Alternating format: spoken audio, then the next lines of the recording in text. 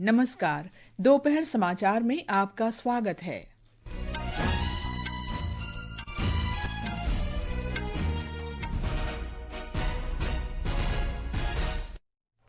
राष्ट्रीय सुरक्षा सलाहकार अजीत डोभाल ने प्रधानमंत्री नरेंद्र मोदी से भेंट की।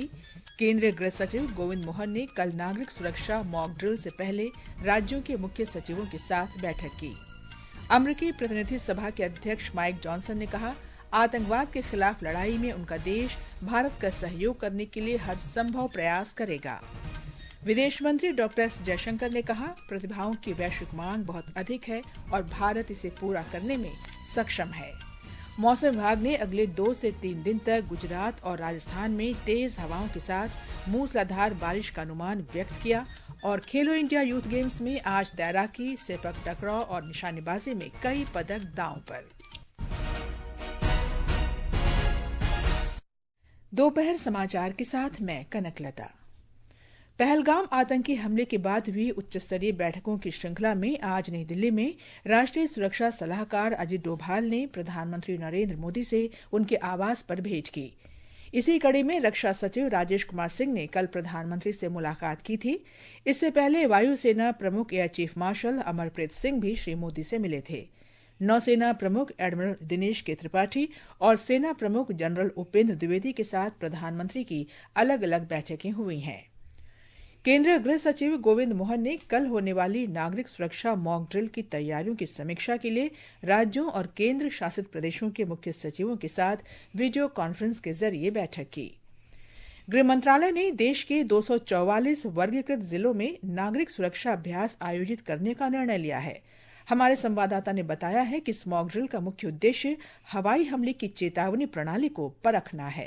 कल होने वाली इस मॉक ड्रिल में हवाई हमले की चेतावनी देने वाली प्रणालियों की प्रभावशीलता का आकलन किया जाएगा। वायुसेना के साथ हॉटलाइन और रेडियो संचार लिंक का संचालन किया जाएगा। साथ ही नियंत्रण कक्षों की कार्यक्षमता का भी परीक्षण होगा। इसके अलावा अभ्यास में हमले की स्थिति में खुद को बचाने के लिए नागरिक सुरक्षा पहलुओं पर नागरिकों और छात्रों को प्रशिक्षण भी दिया जाएगा। क्रैश ब्लैकआउट उपायों के प्रावधान के अलावा महत्वपूर्ण प्रतिष्ठानों को छिपाने और निकासी योजना को अपडेट करने और उसका पूर्वाभ्यास करने का प्रावधान भी इस ड्रिल में शामिल है। देश भर में एनसीसी कैडेट भी कल होने वाले इस अभ्यास में भाग लेंगे। आकाशवाणी समाचार से विशेष बातचीत में एनसीसी के महानिदेशक लेफ्टिनेंट जनरल गुरबीर पाल सिंह ने कहा कि एनसीसी कैडेट आग लगने की स्थिति में बचाव कार्यों और आपात स्थिति में राहत से जुड़े मॉक ड्रिल में भाग लेंगे। 7 मई को सिविल डिफेंस के साथ में मॉक ड्रिल एक्सरसाइज और रिहर्सल है और एनसीसी कैडेट्स जो देश भर में है वो इस मॉक ड्रिल के अंदर हिस्सा लेंगे। फायर फाइटिंग कैसे की जाए, रेस्क्यू एक्टिविटी कैसे की जाए, कैमोफ्लेज में कैसे हम मदद कर सकते हैं, इन सब के बारे में हम जो स्टेट के रिप्रेजेंटेटिव्स हैं उनके साथ हम डिस्कशन में है और कल की मॉक ड्रिल में भी कैडेट बढ़ चढ़कर हिस्सा लेंगे। इस बीच कल होने वाली इस ड्रिल से पहले दिल्ली में कनॉट प्लेस सहित प्रमुख स्थानों पर सुरक्षा अभ्यास आयोजित किए जा रहे हैं। मीडिया से बातचीत में दिल्ली की मुख्यमंत्री रेखा गुप्ता ने कहा कि शहर कल के अभ्यास के लिए पूरी तरह तैयार है। इसके अलावा देश के अन्य राज्यों में भी कल होने वाली ड्रिल से पहले आज तैयारियां की जा रही हैं। आनंद कुमार के साथ सकलैन अख्तर, आकाशवाणी समाचार, दिल्ली। अमेरिका में प्रतिनिधि सभा के अध्यक्ष माइक जॉनसन ने कहा है कि उनका देश आतंकवाद के खिलाफ लड़ाई में भारत की सहायता के लिए हर संभव प्रयास करेगा। उन्होंने कहा कि ट्रंप सरकार ने पहलगाम आतंकी हमले के बाद भारत के लिए समर्थन दोहराया है। अमेरिकी कांग्रेस के वक्तव्य में कल श्री जॉनसन ने भारत को अमेरिका का महत्वपूर्ण साझेदार बताया। संयुक्त राष्ट्र सुरक्षा परिषद ने पहलगाम आतंकी हमले को लेकर एक क्लोज डोर सत्र के दौरान पाकिस्तान पर प्रश्न उठाया है। इस हमले में 26 लोगों की मौत हो गई थी। खबरों के अनुसार परिषद के कई सदस्यों ने पाकिस्तान की आलोचना की और इस हमले में पाकिस्तान आधारित आतंकी गुट लश्कर-ए-तैयबा की भूमिका को लेकर चिंताएं व्यक्त की। संयुक्त राष्ट्र महासचिव एंटोनियो गुतरश ने स्थिति को काफी तनावपूर्ण बताया है। इससे पहले श्री गुतरश ने पहलगाम आतंकी हमले की कड़ी निंदा की और मृतकों के परिजनों के प्रति संवेदना व्यक्त की। उन्होंने कहा कि नागरिकों को निशाना बनाना अस्वीकार्य है और इस हमले के दोषियों को कड़ी सजा दी जाए। जम्मू कश्मीर में भारत पाक अंतर्राष्ट्रीय सीमा पर रहने वाले किसान पहलगाम आतंकी हमले के बाद बढ़े तनाव के बीच फसल की कटाई पूरी करने के लिए कड़ी मेहनत कर रहे हैं। आकाशवाणी जम्मू संवाददाता ने बताया कि जम्मू, सांबा और कठुआ के 3 जिलों में करीब 1,25,000 हेक्टेयर कृषि भूमि पाकिस्तान से सटे इलाके में है। ये समाचार हमारी वेबसाइट www.newsonair.gov.in और हमारे न्यूज ऑन एआईआर ऐप पर भी उपलब्ध हैं। दोपहर समाचार में आपका फिर स्वागत है। विदेश मंत्री डॉक्टर एस जयशंकर ने कहा है कि प्रतिभा की वैश्विक मांग बहुत अधिक है और भारत इसे पूरा करने में सक्षम है। नई दिल्ली में आज global access to talent from India GATI का शुभारंभ करते हुए डॉक्टर जयशंकर ने कहा कि वैश्विक कार्यस्थल और कार्यबल के उभरने तथा विश्वास और लचीलेपन के कारण विदेशों में अवसरों पर अधिक ध्यान केंद्रित किया जाना चाहिए। उन्होंने कहा कि जनसांख्यिकीय बदलावों, नई प्रौद्योगिकी की मांग, सांस्कृतिक और कार्य नैतिकता की अनुकूलता से प्रेरित है। डॉक्टर जयशंकर ने कहा कि अवसरों की मात्रा इतनी बड़ी है कि इसे पूरी तरह से साकार करने के लिए पूरे देश के दृष्टिकोण की आवश्यकता है। My short point is that there is a demand in the world and availability in India and the basic groundwork done to enable Indian talent to gain global access is there. Now, how well they do that and what will be the scale, I think that is up to us. Doctor Jaishankar ने बताया कि Australia या Germany जैसी अर्थव्यवस्थाओं में पिछले कुछ वर्षों में कामकाजी भारतीयों की संख्या में वृद्धि देखी गई है। विदेश राज्य मंत्री पवित्र मार्गरिटा 8 मई से न्यूजीलैंड और फिजी की 5 दिन की यात्रा पर रहेंगे। इस दौरान वे ऑकलैंड में राजनीतिक नेतृत्व के साथ द्विपक्षीय बैठक और व्यावसायिक समुदायों के प्रमुख उद्योगपतियों तथा भारतीय मूल के सदस्यों से बातचीत करेंगे। फिजी में श्री मार्गरिटा सम्मानित अतिथि के रूप में तीसरे गिरमिट दिवस समारोह में शामिल होंगे। ऑस्ट्रेलिया ने कहा है कि विदेश में बनी फिल्मों पर अमेरिका द्वारा शुल्क लगाया जाना उचित नहीं है। नवनिर्वाचित लेबर पार्टी सरकार में सामाजिक सेवा मंत्री अमांडा रिशवर्थ ने आज कहा कि प्रधानमंत्री एंथनी अल्बनीज सहित सभी सदस्य नए शुल्क लगाए जाने के विरोध में अमेरिका के समक्ष कड़ी आपत्ति दर्ज कराएंगे। राष्ट्रपति डोनाल्ड ट्रंप ने अमेरिका के बाहर बनी फिल्मों पर 100% शुल्क लगाने की घोषणा की है। संचार मंत्री ज्योतिरादित्य सिंधिया ने कहा है कि स्मार्टफोन अब सिर्फ संचार का माध्यम न होकर विश्व की सूचना का प्रवेश द्वार और सशक्तिकरण का माध्यम बन चुका है। नई दिल्ली में आज 22वें भारत टेलीकॉम 2025 के उद्घाटन समारोह में श्री सिंधिया ने कहा कि भारत विश्व में दूसरा सबसे बड़ा टेलीकॉम बाजार के रूप में उभर चुका है।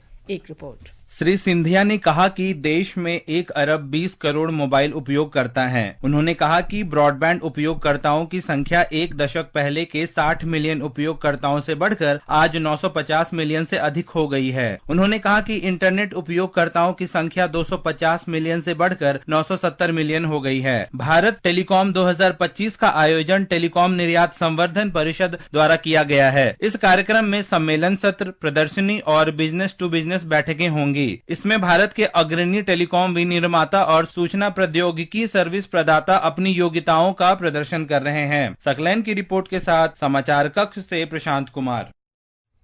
देश का सकल घरेलू उत्पाद $4,187 बिलियन से अधिक हो जाने के कारण भारत 2025 में दुनिया की चौथी सबसे बड़ी अर्थव्यवस्था बनने की राह पर है। ये जापान के $4,186 बिलियन के सकल घरेलू उत्पाद को पार कर जाएगा। अंतर्राष्ट्रीय मुद्रा कोष के विश्व आर्थिक आउटलुक रिपोर्ट के अनुसार भारत विश्व की सबसे तेजी से बढ़ती प्रमुख अर्थव्यवस्था बना हुआ है। प्रवर्तन निदेशालय ने वक्फ संपत्तियों से जुड़े 100 करोड़ रुपए की धोखाधड़ी से जुड़े मामले में गुजरात के अहमदाबाद में 10 स्थानों पर छापेमारी की है। आरोपी सलीम जुम्मा खान पठान एंड एसोसिएट समूह पर कथित तौर पर वक्फ बोर्ड के ट्रस्टी के रूप में पेश होकर अवैध रूप से संपत्तियों से किराया वसूलने का आरोप है। अहमदाबाद में गायकवाड़ हवेली पुलिस द्वारा एक एफआईआर के बाद ये कार्रवाई हुई है। कांग्रेस अध्यक्ष मल्लिकार्जुन खड़गे ने जाति जनगणना पर सुझाव देते हुए प्रधानमंत्री नरेंद्र मोदी को आज एक पत्र लिखा है। उन्होंने पत्र में जाति जनगणना पर सभी राजनीतिक पार्टियों के साथ बातचीत करने का आग्रह किया है।